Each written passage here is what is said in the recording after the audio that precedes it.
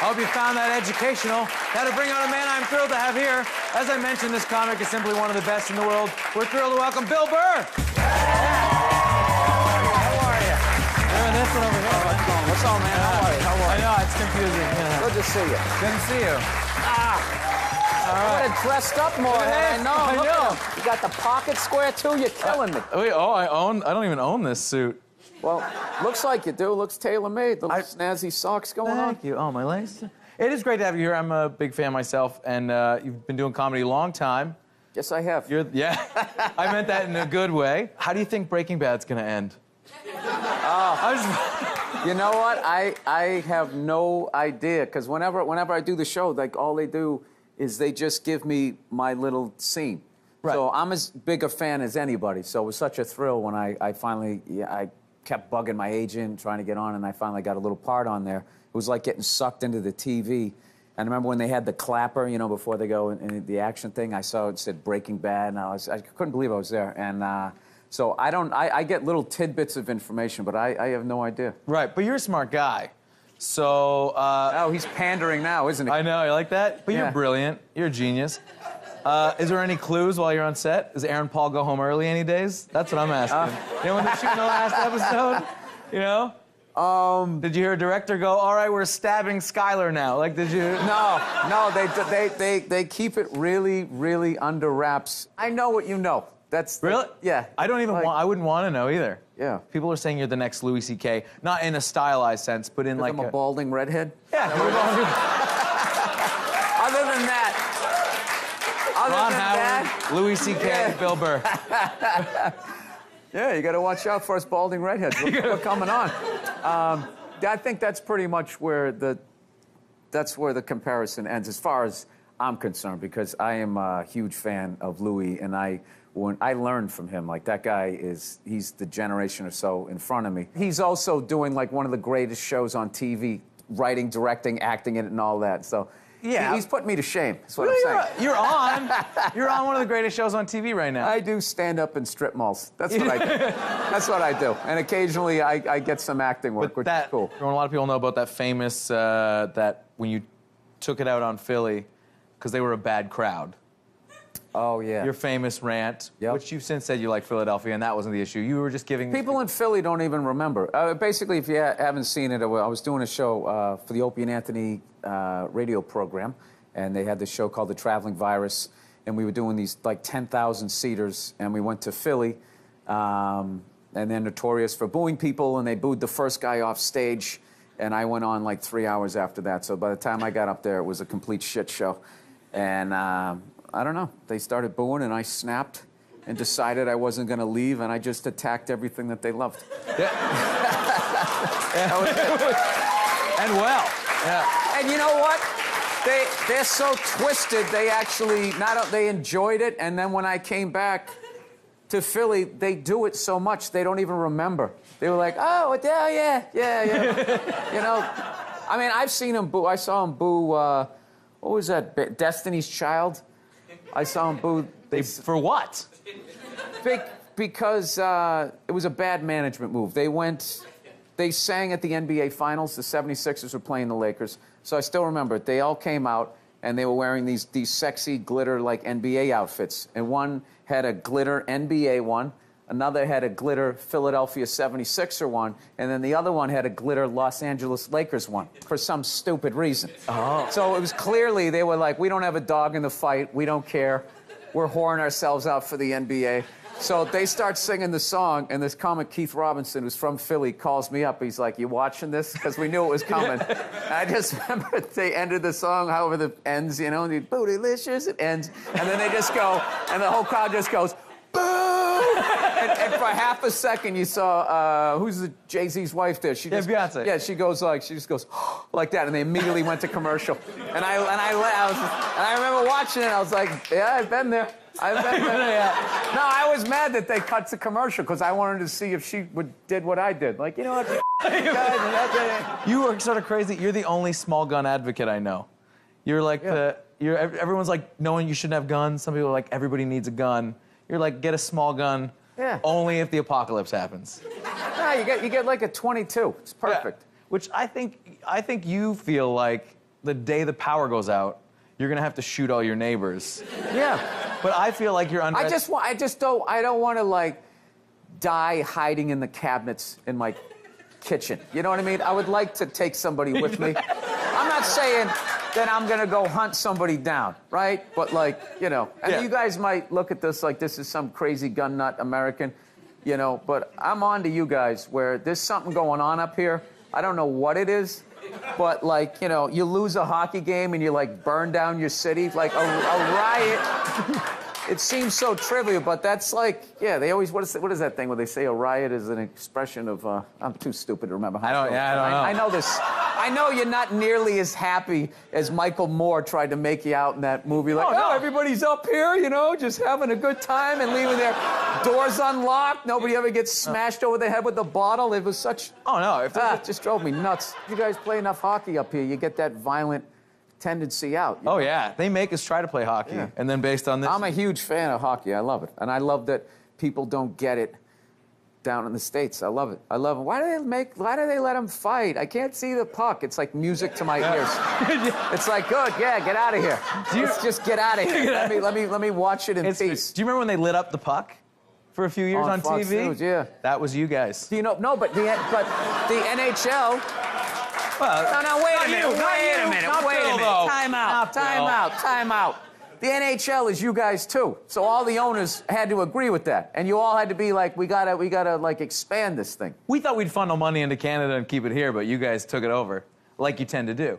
But well, I'm not gonna apologize for that. No, you're big on the, I mean, that's just business, dude. You're acting like we came and knocked you on the head. You know what we're about. Wait a minute. Oh, yeah. Wait a second.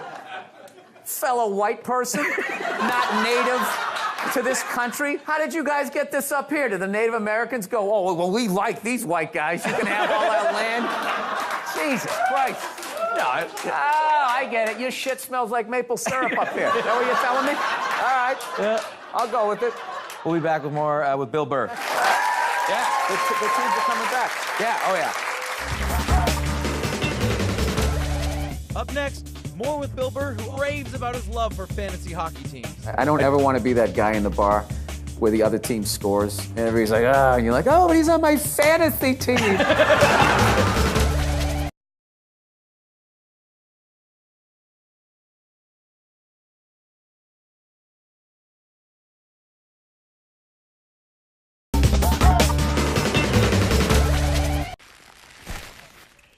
Dude. What are you doing? Huel. Hey, quit screwing around. We are here to do a job, not channel Scrooge McDuck. You hearing me? I hear you.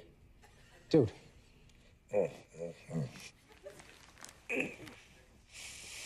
Screw it. How great is that? How great was that? Like, that was fun. That scene was a lot of fun to do, and you know, everything on that show is so top shelf, and we were getting a lot of laughs off camera when we were doing it. They were trying to do, when we were laying on the money, they said that they wanted to kind of be almost doing like a homage to like pillow talk after sex, except but it was more like your love of money, and so just the two of us laying there. Yeah, it was great. Yeah, because did they let you go? I didn't get Scrooge McDuck. I didn't get it. That sounds like a you reference. No, that was theirs, you? And I was sitting there going, Scrooge McDuck, I don't get that. And then, so I just delivered it like I understood it.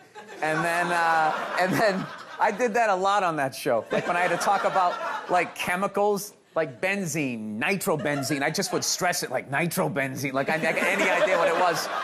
But it worked because I was playing a guy conning people, so it was kind of funny that in real life and in the character, I had no idea what I was talking about. But anyways, the Scrooge McDuck line, like the next day on Twitter, I got like all these emails. Scrooge McDuck, did you come up with that? LOL, that was hilarious. I was like, ugh, I must have. It sounds like a you. It sounds like you. Fooled them again. I was too afraid to say it on set, too, that I don't get it, because I was like, they're not going to bring me back. They think I'm stupid. Okay, yeah, Scrooge McDuck, that's a good line. Okay. So we want you to sound off on some people quickly. What's your opinion on Miley Cyrus? I don't really know who she is. That's good enough for me. No, I don't mean that in a mean way. I think, but I obviously saw like her with the pigtails and sticking her tongue out. I didn't think the dance she did was any more sexual than anything else that I saw throughout the years on that thing. I think what creeped people out was she was a child star, right? Yeah. And all of a sudden now you see her grown up, and it's just undeniable at this point that someone's banged her. And I think that really kind of messed with people. Like, she knew how to move. She's a woman now, and you know what? You guys need to get over it, all right? It's her body. I don't know. Like, back in the day, if you thought somebody sucked, you know, you just told your friends. You weren't able to, like, contact them and try to weird them out while they're eating toast, you know? Yeah. You know? So, no, that was like right when I thought I had built up a tough enough skin on stage. That was a new tough skin that you had to develop, was when, you know, MySpace and all those things came out, and you were like, oh, this is a great way to connect with fans, thinking it was going to be all, all nice stuff, and then the first time it happens to you, you're just not ready. You get like 25 great things, and then that one awful one, and you're just like, ugh, because there's always a little bit of truth in it. Yeah. With your big, stupid head. You know how many times you say you know, and you're like, I know, I keep saying you know, I suck. And it just starts messing with you. But then you start thinking about that person. Like, well, I bet they do something, you know? They probably do something bad. Maybe they suck at driving or something. They have things to work on. When you see someone who hates you ever go to their Twitter feed and they just hated everything they did that day? They're like, Bill Burr, no, but suck. I will attack him. I had one guy, he said, when are you coming to Dallas, you fucking ginger? And then I clicked on his picture, and he was overweight. So I just wrote back, I was there in April, you tub of shit. And he didn't write me back, and I felt good. I felt good knowing that I hurt him. Like, I'm really anti that whole somebody gets offended by a joke and then you go and apologize. Because the second you apologize, then you make that person right, like you meant it maliciously. If you're being malicious, apologize. But if you're not being malicious, you should not apologize on you know. And I find that people who get offended in crowds are very selfish. They're selfish. They'll sit there for 40 minutes and everything's funny. And then it comes to their neck of the woods, then all of a sudden you're making statements. You're not making jokes anymore. Right. Right? Oh, yeah. Like, you know who gets offended by fat jokes? Fat people. Right? You make fun of animals, the PETA people get mad. You make fun of gays, the gay people will get mad. Not saying alls, but they do, right? Yeah. But like the PETA people never stick up for homophobia. Right. You know, the Asian group doesn't come at you when you're whatever, making fun of fatties, you know? Yeah. So, I mean, and I'm sitting here, they have like Kick a Ginger Day. People are telling us we're dying out. I mean, who's sticking up for me? So, you know, go f*** yourselves. All right, fantasy hockey draft. Who do I pick first? I don't play fantasy. I'll if you want to play pickup hockey, I'll do that. But I don't ever want to be that guy in the bar where the other team scores. And everybody's like, ah, and you're like, oh, but he's on my fantasy team. I have this team. In my biggest fantasies, this would be the team. It's just the worst thing. I like to know in the stats, because I used to collect football cards and stuff like that when I was a kid, and I knew where they went to school, and, you know, I like that aspect of it, but I just couldn't go over all my friends' house and have a mock draft. Like, I stopped playing Cowboys and Indians when I was a kid. Like, it's like, you know, once you're an adult, you should... Yeah. Either go out and do it or, you know. Which, yeah, you actually play. Watch somebody do it. You play hockey, though, yeah. Pick up hockey, but I only started in 2010. I'm like upper horrible. That's what I'm at. But I play with a lot of guys that are better than me, so it's been a good thing. I can skate pretty good, but I equate my stick handling to like texting while driving. It's a lot of this, so it gets puck gets taken away from me real quick. Thank you so much for being here, and check out Bill Burr, BillBurr.com, and listen to his podcast. Bill Burr, ladies and gentlemen. Thank you.